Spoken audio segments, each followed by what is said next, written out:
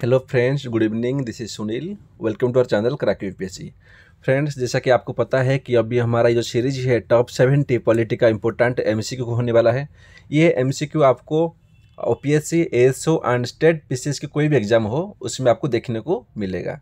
तो हमारा पहला क्वेश्चन है, who is the person fondly known as the chief architect of Indian constitution. हमारा इंडियन कॉन्स्टिट्यूशन का चीफ आर्किटेक्ट के नाम पे हम किसको जानते हैं? तो आपका आंसर है B R. Ambedkar. Next question, first attempt in world to constitute a constitute assembly. World में पहली बार कॉन्स्टिट्यूट असेंबली कौन सी कंट्री ने फॉर्म किया था? तो आंसर होगा America. Next question, the first attempt by Indians to write a constitution to India was done by a committee headed by Motilal Nehru. यानी कि हमारा संविधान बनाने के लिए हमारा पहले कमिटी बना था जिसको हेड कर रहे थे मोतीलाल नेहरू। तो उस रिपोर्ट को हमें कौन सा रिपोर्ट के नाम पे जानते हैं? तो आपका आंसर होगा नेहरू रिपोर्ट। देखिए, अगर क्वेश्चन आता है कि नेहरू रिपोर्ट कौन सा ईयर में हुआ था, तो आपका आंसर होगा 1928। Next question, the idea of the constitution of India was flashed for the first time by. India में कॉन्स्टिट्यूशन होना चाहिए, हमारा संविधान होना चाहिए, ये जो आइडिया है पहली बार किसने दिया था? तो इनका नाम है M N. Roy. Next question, the plan of setting of a constitute assembly to draw of the future constitution for India was given by. हमारे इंडिया में कॉन्स्टिट्यूट असेंबली सेटिंग करने के लिए कौन सा कमिटी या तो कौन सा प्लान आया था? जैसे पता होगा आपको, बहुत सारा प्लान आया था। नेहरू प्लान आया था, उसके बाद में सीआर प्लान आया था, उसके बाद में हमारा कैबिनेट मिशन आया था, बहुत आए थे। तो कौन सा प्लान था जिसके अंडर हमारे कॉन्स्टिट्यूएंट असेंबली फॉर्म हुआ था? तो आपका आंसर होगा कैबिनेट मिशन प्लान। हमारे next question, the member of the constitute assembly ओयर। यानी कि हमारा जो कॉन्स्टिट्यूट असेंबली था उसके जो मेंबर्स थे वो कहाँ से आए थे? तो उसका आंसर होगा इलेक्टेड बाय प्रोविंशियल असेंबली। इसका मतलब है, आपको पता होगा 1946 में हमारा इलेक्शन हुआ था, ठीक है? तो वहाँ पे उसको बोलते हैं provincial assembly.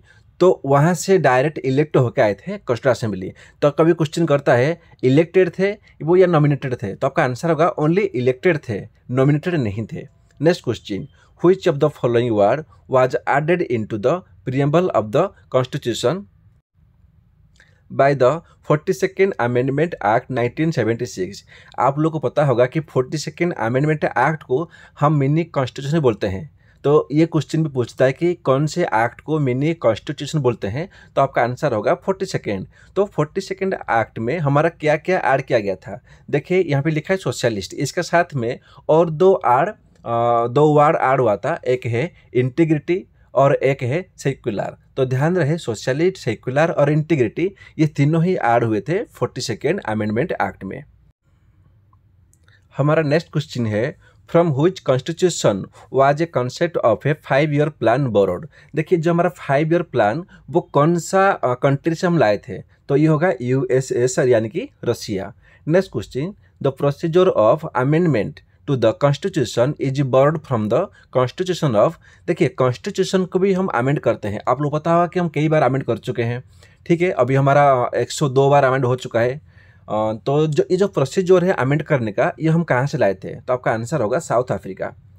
Next question, which country is the best example for the federal and unitary government. देखिए, फेडरल मतलब जहाँ पे स्टेट का भी पावर होता है एंड सेंटर का भी होता है, उसको बोलते हैं फेडरल।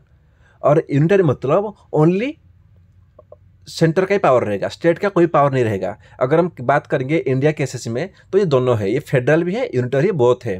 लेकिन यहाँ पे क्वेश्चन करता है कि सबसे, अगर हम मानेंगे कि फेडरल एंड यूनिटरी गवर्नमेंट सबसे कौन सा कंट्री सबसे अच्छा रहेगा, तो वो है अमेरिका। अमेरिका एंड ब्रिटेन, ये जो दोनों है ना, ये अच्छा एग्जाम्पल रहेगा फेडरल एंड यूनिटरी गवर्नमेंट के लिए।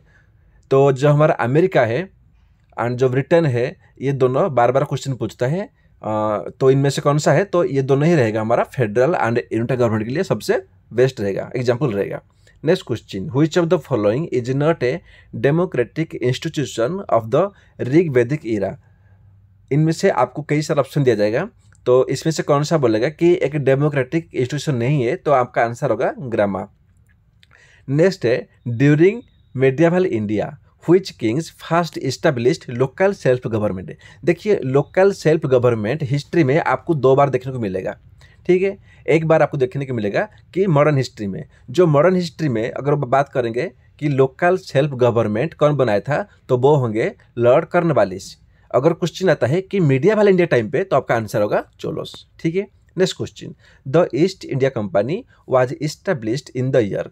ईस्ट इंडिया कंपनी, जो कंपनी इंडिया को 200 साल रोल किया था, तो वो इस्टेब्लिश कब हुआ था, वो फॉर्म कब हुआ था, तो वो हुआ था 1600 महीना में, ठीक है। Next question, which charter empower the British governors of presidency to make by laws rules regulation in conformity with the British laws, तो आपका आंसर होगा चार्टर ऑफ 1726।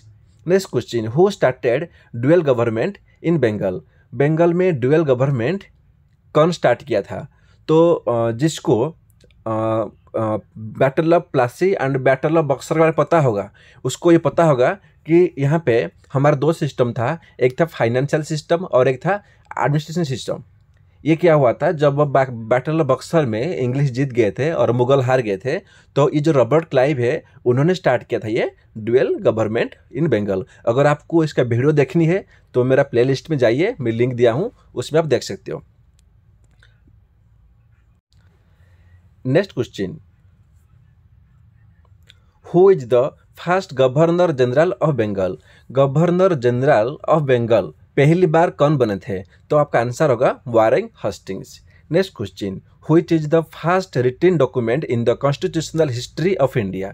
हमारा पहला रिटन डॉक्यूमेंट, यानी कि अगर ऐसा भी क्वेश्चन पूछ सकता है कि पहला जो हमारा एक्ट आया था ब्रिटिश इंडिया की तरफ से, रिटन आया था, वो कॉन्स्टिट्यूशन आया था, वो कौन सा एक्ट था, तो वो होगा द रेगुलेटरी एक्ट 1773। और इसी एक्ट के दौरान हमारा गवर्नर जनरल ऑफ बंगाल का पोस्ट भी क्रिएट किया गया था। इसका मतलब इससे पहले गवर्नर जनरल ऑफ बंगाल का कोई पोस्ट ही नहीं था, ओनली गवर्नर बोलते थे।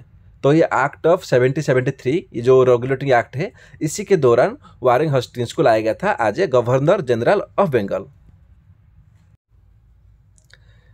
हमारा नेक्स्ट क्वेश्चन है, which is the first written document, sorry हमारा हो गया था अभी। Next question, which act created for the first time in India government of India. देखिए कौन सा एक्ट ऐसा था जो पहली बार गवर्नमेंट ऑफ इंडिया एक्ट लाया था, तो आंसर होगा एक्ट ऑफ 1833। तो इसी एक्ट के दौरान हमारा गवर्नर जनरल ऑफ बंगाल को एबॉलिश करके, यानी कि ख़त्म करके नया पोस्ट क्रिएट किया गया था, governor general of India. Next question, which act created for the first supreme court. India में पहली बार कौन से एक्ट के तहत सुप्रीम कोर्ट इस्टेब्लिश किया गया था, तो आपका आंसर होगा द रेगुलेटिंग एक्ट 1773। देखिए ये बहुत इंपॉर्टेंट क्वेश्चन है। अगर आपको, मैं यहाँ पे 70 क्वेश्चन लाया हूँ, अगर 70 से अगर आपका 50 क्वेश्चन सही आंसर दे पा रहे हो तो आपका सही है, अगर नहीं दे पा रहे हो तो वीडियो को दोबारा देखिए। देखिए कहीं ना कहीं ये जो क्वेश्चन है मैं काफ़ी मेहनत करके सिलेक्ट करके लाया हूँ, तो इसको आप ऐसे ही जाने मत दीजिए, इसको आप बढ़िया से ध्यान से पढ़िए। Next question, first law commission was appointed in India. India में पहली बार लॉ कमीशन बना गया था, तो उसका जो चेयरमैन कौन थे, तो आपका आंसर है Lord Macaulay. Next question, which act made the beginning of A parliamentary system in India. कौन से एक्ट से इंडिया में पार्लियामेंट्री सिस्टम देखा गया था, तो आपका आंसर होगा charter act of 1853। Next question, under which of the following act the crown of England. Crown मतलब जो जैसे पता होगा आपको पहले कि इंडिया को पहली बार ईस्ट इंडिया कंपनी रोल किया था, टोटल ब्रिटिश रोल नहीं किया था। तो जो ब्रिटिश का सरकार है, जो उनका जो कंट्री का सरकार है, उसको क्राउन कहते हैं। तो कौन सी एक्ट के तहत ब्रिटिश सरकार ने इंग्लिश का ईस्ट इंडिया कंपनी को हटा के डायरेक्ट इंडिया को गवर्न करने का या रूल करने का उन्होंने जो इच्छा जताई थी, तो उसका आंसर होगा गवर्नमेंट ऑफ इंडिया एक्ट 1858। और उन्होंने कर भी दिया था 1858 में ईस्ट इंडिया कंपनी को एबॉलिश करके उन्होंने डायरेक्ट क्राउन को लाके सेटल कर दिया गया था। हमारा नेक्स्ट क्वेश्चन है, the governor general of India was also the representative of British crown to princely states in India and hence was known as the, यानी कि हमारा जो गवर्नर जनरल ऑफ इंडिया थे, ठीक है ना, तो ईस्ट इंडिया कंपनी को हटाने के बाद में तो वो कौन से नाम से उनको जाना गया, और वो रिप्रेजेंट भी थे ब्रिटिश क्राउन के लिए, तो उनका नाम था वाइसरॉय ऑफ इंडिया। तो और क्वेश्चन आता है कि हमारा पहला वाइसरॉय ऑफ इंडिया कौन था, अगर आपको पता होगा तो आप कमेंट सेक्शन में जरूर टाइप कर दीजिए। Next question, which act for the first time gave an opportunity for Indians to enter into the sphere of legislature. देखिए कौन से एक्ट से इंडियंस को पहली बार, जो अपना ब्रिटिश का सरकार था उनके अंदर एम्प्लॉयड होने का मौका मिला था, तो आपका आंसर होगा इंडियन काउंसिल एक्ट 1861। अगर पूछेगा कि इसमें कौन कौन गए थे इंडिया से, देखिए 3 बंदा गया था उसमें। एक था हमारा राजा बनारस, महाराजा पटियाला और सर दिनकर राव, ये 3 आदमी सिलेक्ट हुए थे। Next question, which act made the beginning of electoral system in India. कौन सा एक्ट हमारा इंडिया में इलेक्टोरल सिस्टम को शुरू किया था, तो आपका आंसर होगा government of India act 1858। Next question, which of the following act made the Indian legislature by cameral for the first time. कौन सा एक्ट से इंडिया में बाई कैमरल सिस्टम देखा गया था, तो आपका आंसर होगा गवर्नमेंट ऑफ इंडिया एक्ट 1919। इसको मोंटेगू चेम्सफोर्ड रिफॉर्म्स के नाम पे भी जाना जाता है। The famous Dandi march led by Gandhi ji was against. Gandhi ji ने जो दांडी मार्च किया था वो किसके अगेंस्ट किए थे, तो आपका आंसर होगा सॉल्ट टैक्स। उस टाइम पे जो सॉल्ट टैक्स काफ़ी ज़्यादा मात्रा में चल रही थी, तो उसको अपोज करने के लिए गांधी जी ने दांडी मार्च शुरू किया था। और ये जो दांडी मार्च है ये आपका स्टार्ट हुआ था साबरमती आश्रम से और ख़त्म हुआ था दांडी में। Next question, which proposal was referred आज पोस्ट डेटेड चेक। ऐसे कौन सा प्रपोजल था या तो कौन सा ऐसे प्लान आया था जिस प्लान ने जो प्रपोजल दिया था उसको हम कहते हैं कि पोस्ट डेटेड चेक है। इसका मतलब ये जो प्रपोजल है इसका कोई गारंटी नहीं है ये कब आने वाला है, ये ऐसे ही उन्होंने प्रपोजल दे दिया। तो आपका आंसर होगा क्रिप्स प्रपोजल, जो क्रिप्स मिशन आया था हम उसको कहते हैं post dated cheque.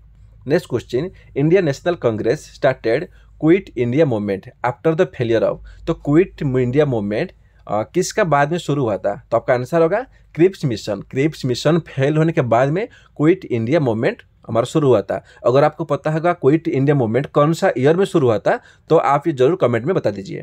Next question, Gandhi ji gave a call to all Indians do or die which is popularly known as. Gandhi ji ने एक दिन कहा था करो या तो मोरो, तो ये जो कहा था उनको ये कौन से टाइम पे किए थे, तो आपका आंसर दे देगा non cooperation movement, Chauri Chaura incident, quit movement, तो आपका आंसर होगा quit India movement.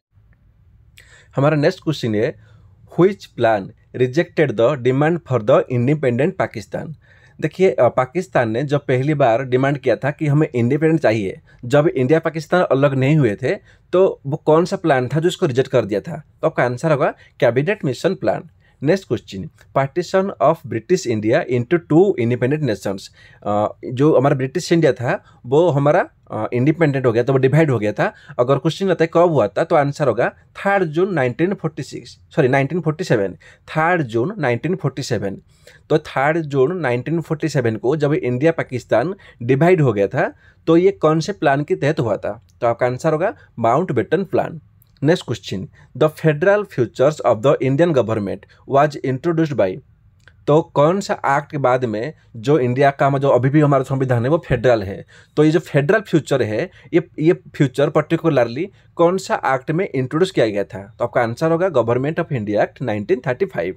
Next question, which future was borrowed by the Indian constitution from the British constitution. देखिए अगर आपको इसका पीडीएफ चाहिए, इसका हमने कौन सा कंट्री से कौन सा लिया था, तो मेरा नीचे टेलीग्राम में लिंक दिया हूँ, आप उसमें ज्वाइन हो जाइए। उसमें मैं पूरा लिस्ट बनाया हूँ कौन सा कंट्री से हमने कौन सा फ्यूचर्स लिया था।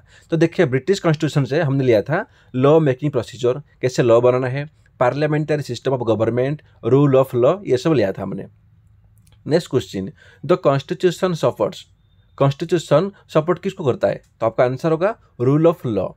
Next question, in Britain parliament is supreme according which among the following in supreme in India. तो आपका हमारा जो जैसे कि ब्रिटेन में पार्लियामेंट सुप्रीम है, इसका मतलब पार्लियामेंट जो कह दिया वो सही है, वो हेड में रहेगा। लेकिन इंडिया में सुप्रीम क्या है, इंडिया में हमारा सुप्रीम है संविधान, यानी कि हमारा कॉन्स्टिट्यूशन। ठीक है, यहाँ पे इंडिया में हमारा कॉन्स्टिट्यूशन सुप्रीम है, ना कि प्रेसिडेंट, ना कि प्राइम मिनिस्टर, ना कि पार्लियामेंट सुप्रीम है। Next question, the government of India 1935 provided for 1935 में क्या क्या प्रोवाइड किया गया था, आपको ऑप्शन देगा। तो आपका से पहले तो होगा कि establishment of federal court, dyarchy art centre, provincial autonomy. इसमें और कई सारे भी फीचर्स हैं, जैसे कि ऑल इंडिया फेडरेशन हुआ था, इस्टेब्लिशमेंट ऑफ आरबीआई भी हुआ था। तो इसे आप थोड़ा देख लीजिए, मैंने नीचे पीडीएफ में लिंक दिया हूँ, उसमें कौन सा कंट्री से हमने क्या किया बोरो किया था और कौन सा एक्ट से हमने कौन कौन सा बोरो किया था। Next question, the act of 1935 एबोलिश्ड। तो जो 1935 एक्ट में हमने क्या एबोलिश किया था, तो देखिए जो हमारा डायरची है वो पहले प्रोविंस में था। अगर क्वेश्चन आता है कि प्रोविंस में डायरची इंट्रोड्यूस कब किया गया था, तो आपका आंसर होगा गवर्नमेंट ऑफ इंडिया एक्ट 1919, यानी कि मोंटेगो चेम्सफोर्ड में। तो उसको क्या हुआ था, ये द एक्ट ऑफ 1935 में उसको एबोलिश करके डायरची को हमने सेंटर में डाल दिया था। चलिए नेक्स्ट क्वेश्चन में चलते हैं। The constitution of India was enacted by a constitute assembly setup under which plan. तो इंडिया में जो हमारा कॉन्स्टिट्यूट असेंबली सेटअप हुआ था, तो ये कौन से प्लान के तहत हुआ था, तो ये है cabinet mission plan 1946। The constitute assembly of India was created as per the proposal of. तो जो कॉन्स्टिट्यूट असेंबली है वो किसके प्रपोजल पे आया था, ये होगा कैबिनेट मिशन। देखिए क्वेश्चन आपको लग रहा है कि सेम है, क्वेश्चन सारे सेम ही है, लेकिन क्या है ना, कभी कभी आपको एग्जाम में कन्फ्यूज करने के चक्कर में आपको कुछ भी पूछ सकता है। लेकिन कुछ भी कन्फ्यूजन एग्जाम करेगा तो आप दिमाग में ये सेट कर दीजिए, अगर आता है कि कॉन्स्टिट्यूट असेंबली सेटअप हुआ था कौन सा प्लान, तो वो डेफिनेटली होगा cabinet mission plan. Next question, in which year did the Cripps mission come to India. Cripps mission India में कब आया था, तो आपका आंसर होगा 1942। Next question, the constitute assembly setup under the cabinet mission plan had strength of. तो जो हमारा कॉन्स्टिट्यूट असेंबली था, जो हमारा पहली बार सेटअप हुआ था, ठीक है ना, तो उसमें कितने मेंबर थे पहली बार, तो आपका आंसर होगा 389 मेंबर्स थे। Next question, the strength of the constitute assembly after the withdrawal of the Muslim League was reduced to. देखिए हमारे जो 389 मेंबर्स थे, ठीक है ना, ये इंडिया पाकिस्तान दोनों को मिला के दिया गया था। लेकिन 3 जून 1947 में, यानी कि माउंटबेटन प्लान के अंदर जब इंडिया पाकिस्तान डिवाइड हो गया, तो 389 से 299 सीट रह गया था इंडिया में, ठीक है, और बाकी सीट चला गया था पाकिस्तान में। Next question, how many committees were set up by the constitute assembly for framing the constitution. कितना कमिटी बनाया गया था, तो आपका आंसर होगा 13 कमिटी। अगर क्वेश्चन बोलता है कि कितना मेजर कमिटी बनाया गया था, तो आपका आंसर होगा 8 major committee. Next question, which of the following act as the constitutional adviser of the constitute assembly.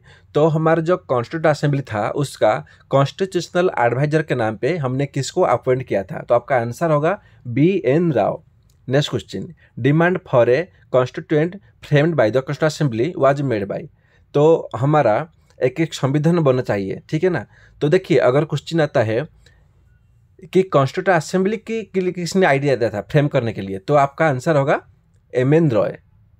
अगर क्वेश्चन आता है कि एक कॉन्स्टिट्यूशन होगा कॉन्स्टिट्यूट असेंबली के तहत, ये कौन दिया था ये, तो आपका आंसर होगा गांधी जी, ठीक है। अगर क्वेश्चन आता है कि आइडिया कौन दिया था कॉन्स्टिट्यूट असेंबली का, तो आपका आंसर होगा MN रॉय।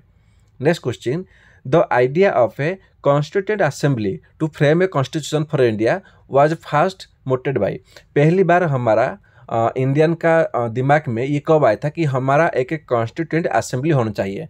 पहली बार हमारा ऐसे कौन सा इंडिया में कौन सा पार्टी आया था, या हमारा कौन सा रिपोर्ट था, कुछ भी क्वेश्चन करेगा तो आप आंसर लिख दीजिए स्वराज पार्टी इन 1928। अगर क्वेश्चन करता है कि स्वराज पार्टी कौन कौन फॉर्म किए थे, तो आपका आंसर होगा मोतीलाल नेहरू और CR दास, यानी कि चित्तरंजन दास। तो मोतीलाल नेहरू और CR दास ने ये दोनों मिला के स्वराज पार्टी गठन किए थे 1928 में। Next question, who started with presentation of the objective resolution. जो हमारा ऑब्जेक्टिव रेजोल्यूशन इसको कौन स्टार्ट किया था, तो आपका आंसर होगा जवाहरलाल नेहरू, और वो स्टार्ट किए थे 22 जनवरी 1947 में। देखिए ये ईयर भी बहुत इंपॉर्टेंट है। Next question, when was the objective resolution moved and adopt. तो हमारा जो ऑब्जेक्टिव रेजोल्यूशन है इसको कौन किया था, हमने देख लिया कि नेहरू ने किए थे। अगर क्वेश्चन आता है कि उसको मूव कब किया था, मतलब शुरू कब हुआ था ये, तो आपका आंसर होगा 13 दिसंबर 1946। अगर क्वेश्चन बोलेगा कि इसको अडॉप्ट कब किया गया था, तो आपका आंसर होगा 22 जनवरी 1947, ठीक है। Next question, the members of the constituted assembly were. तो हमने पहले भी देख लिया, रिपीट हो गया है कि जो कॉन्स्टिट्यूट असेंबली था उसके जो मेंबर थे वो इलेक्टेड होकर आए थे प्रोविंशियल असेंबली से, ना कि नॉमिनेटेड हुए थे, ओनली इलेक्टेड हुए थे। Next question, the constituted assembly of India held it's first meeting on. तो जो हमारा संविधान गठन हुआ था पहली बार, तो उसका जो पहला मीटिंग कब हुआ था, तो आपका आंसर होगा 9 दिसंबर 1946। तो हमारा 52 में क्वेश्चन बोल रहा है कि हमारा जो पहला कॉन्स्टिट्यूट असेंबली बना था उसका पहला जो प्रेसिडेंट था वो कौन था, तो आपका आंसर होगा सचिदानंद सिन्हा। देखिए यहाँ पे क्वेश्चन आपको कंफ्यूज करेगा। अगर आपको क्वेश्चन करता है कि हमारा कॉन्स्टिट्यूट असेंबली का पहला टेम्पररी प्रेसिडेंट कौन था, या हमारा पहला प्रेसिडेंट कौन था कॉन्स्टिट्यूट असेंबली का, तो आंसर होगा सच्चिदानंद सिन्हा। अगर क्वेश्चन करता है कि हमारा पहला परमानेंट चेयरमैन कौन था कॉन्स्टिट्यूट असेंबली का, तो आपका आंसर होगा doctor Rajendra Prasad. Next question, who elected the chairman of the drafting committee. तो जो ड्राफ्टिंग कमिटी थे, मैं आपको बोला था कि कॉन्स्टिट्यूट असेंबली का 8 मेजर कमिटी थे, तो जो 8 मेजर कमिटी था उसमें से जो सबसे बड़ा कमिटी था वो था हमारा ड्राफ्टिंग कमिटी। तो ड्राफ्टिंग कमिटी का चेयरमैन कौन थे, वो हो गए doctor BR Ambedkar. Next question, the name of the BR Ambedkar is associated with which following. तो यहाँ पे सेम क्वेश्चन वो बोल रहे हैं कि कौन सा कमिटी थे, तो वो था ड्राफ्टिंग कमिटी के चेयरमैन थे। Next question, who among the following was member of the drafting committee. तो ड्राफ्टिंग कमिटी का मेंबर कौन कौन थे, देखिए ड्राफ्टिंग कमिटी में 7 मेंबर थे, ठीक है। तो ये 7 मेंबर को आप बिल्कुल रट्टा मार लीजिए, क्योंकि ये इतने इंपॉर्टेंट होते हैं, ये हर साल कहीं ना कहीं एग्जाम में देखने को मिल जाते हैं। तो हमारा पहला अम्बेडकर थे, गोपालचारी अयंगर थे, आलादी कृष्णा स्वामी थे, उसमें BL मित्रा थे, TP कैथन थे। तो ये सब नाम आप बिल्कुल रट्टा मार लीजिए। Next question, the provision in our constitution have been borrowed from the government of India act. तो हमारा जो अभी जो संविधान है आज की डेट में, तो हमारे संविधान में सबसे ज़्यादा प्रोविजंस हम कौन से एक्ट लाए थे। देखिए यहाँ पे लिखा गया है कि 1919, ये आपका गलत होगा, आपका आंसर होगा 1935। तो जो 1935 का एक्ट है वहाँ से हमने सबसे ज़्यादा मैनी प्रोविजंस, मतलब आज की देखा जाए तो जितना हमारा प्रोविजन है तकरीबन 75% प्रोविजन हमने लाया था गवर्नमेंट ऑफ इंडिया एक्ट 1935 से। Next question, the government of India act 1919 introduced a system of dyarchy in the provinces. Dyarchy means क्या होता है, मैंने आपको बोला था कि 1919 में 1919 में, यानी कि जो मोंटेगू चेम्सफोर्ड रिफॉर्म था उसमें डबल गवर्नमेंट यानी कि जो डायरची है ना, इसको ओनली प्रोविंस में किया गया था। लेकिन अगर क्वेश्चन करता है कि सेंटर में कब हुआ था, तो आपका आंसर होगा 1935। तो डायरची का मतलब क्या है, dual government, double government. Next question, when was the constituted assembly established to form the constitution. तो हमारा जो कॉन्स्टिट्यूटेड असेंबली है वो पहली बार हमारा कब फॉर्म हुआ था। देखिए हमारा पहला मीटिंग था 9 दिसंबर 1946 में, लेकिन अगर क्वेश्चन आता है कि इस्टेब्लिश कब हुआ था, तो आंसर होगा 6 दिसंबर 1946 में। Next question, the constitution of India was adopted on. तो पहली बार हमारा जो संविधान बना था, जो हमारा पहला मीटिंग था 9 दिसंबर 1946 में, उसको हमने अडॉप्ट कब कर लिया, यानी कि वो ख़त्म कब हो गया था पूरा संविधान, तो हमारा हो गया था 26 नवंबर 1949 में। लेकिन अगर क्वेश्चन आता है आपका दिमाग मन में ये होगा कि अगर 26 नवंबर 1949 में हमारा अडॉप्ट हो गया था, तो हम 26 जनवरी को क्यों मानते हैं, क्यों हमने 26 नवंबर को नहीं मानते हैं। तो देखिए उस टाइम पे क्या पूर्ण स्वराज हुआ था। पूर्ण स्वराज यानी कि उस टाइम पे जब लाहौर सेशन था 1929 में, तो उस टाइम पे जवाहरलाल नेहरू ने इंडिया को डिक्लेयर कर दिया था कि हमारा हमको भी मिल गया इंडिपेंडेंट, मन में हमने कर दिया था, तो हमने पूर्ण स्वराज को हमने पालन किया था। तो उसी की मेमोरी के लिए, ठीक है ना, उसी की मेमोरी के लिए हमने 26 जनवरी 1949 को पालन ना करके हम 26 जनवरी 1950 में करते हैं। Next question, the constitution of India contents. तो हमारा इंडिया में कितना आर्टिकल है, कितना पार्ट्स है, कितना शेड्यूल है। तो हमारा 444 आर्टिकल है, 24 पार्ट्स है और 12 शेड्यूल है। Next question, how much time did the constituted assembly take to prepare the constitution of India. Constitution assembly prepare होने के लिए कितना टाइम लगा था, तो उसका आंसर होगा 2 साल 11 महीने 18 दिन। तो 2 साल कभी कभी क्वेश्चन में पूछ लेता है 1 साल, 2 साल, 3 साल, 4 साल, तो आपका आंसर होगा 3 साल। अगर वो एक्यूरेट डेट पूछता है तो आपका होगा 2 साल 11 महीने 18 दिन। Next question, who had given the idea of A constitution for India of all. तो मैं आप पे ये क्वेश्चन रिपीट हो गया कि इंडिया में कॉन्स्टिट्यूशन होने के लिए पहली बार इंडिया कौन दिया था, तो आंसर होगा M.N.. Roy. Next question, the constitution of India is, जो हमारा कॉन्स्टिट्यूशन है वो इंडिया क्या है। देखिए कई सारे का होता है संविधान, एक होता है रिटन, एक होता है अनरिटन। तो हमारा जो इंडिया है वो रिटन कॉन्स्टिट्यूशन है। जैसे कि ब्रिटिश है वो अनरिटर्न है, वो रिटर्न नहीं है, लेकिन इंडिया रिटर्न कॉन्स्टिट्यूशन है। और ध्यान रहे कि वर्ल्ड में अगर क्वेश्चन आता है कि सबसे बड़ा रिटर्न और लेंथीएस्ट कॉन्स्टिट्यूशन कौन सा है, तो वो होगा India. Next question, the constitution framed bye a committee consisting of the people representative is called. तो एक जो हमारा संविधान है जो हमारा फ्रेम हो रहा है, तो इसका जो कमिटी है ना, इसको हम कौन सा बोलते हैं, तो इसको बोलते हैं रिटन कॉन्स्टिट्यूशन। देखिए रिटन कॉन्स्टिट्यूशन क्या है और अनरिटन क्या है, उसका मैंने एक बढ़िया सा वीडियो बनाया हूँ, आप जाकर उसमें देख सकते हो, या तो आप दूसरे किसका वीडियो भी देख सकते हो। तो आप इतने ध्यान रख लीजिए कि जो इंडिया है वो हमारा रिटन कॉन्स्टिट्यूशन है और वो वर्ल्ड का सबसे लार्जेस्ट, लेंथीएस्ट और सबसे बड़ा हमारा रिटन कॉन्स्टिट्यूशन है। तो देखिए मैंने यहाँ पे आपको 67 क्वेश्चन कर दिया हूँ। तो देखिए अगर इसमें से ना ये जो पॉलिटिकल में जो इतना पोर्शन अभी कवर किया हूँ, इससे बाहर तो आपको क्वेश्चन मिलेगा नहीं।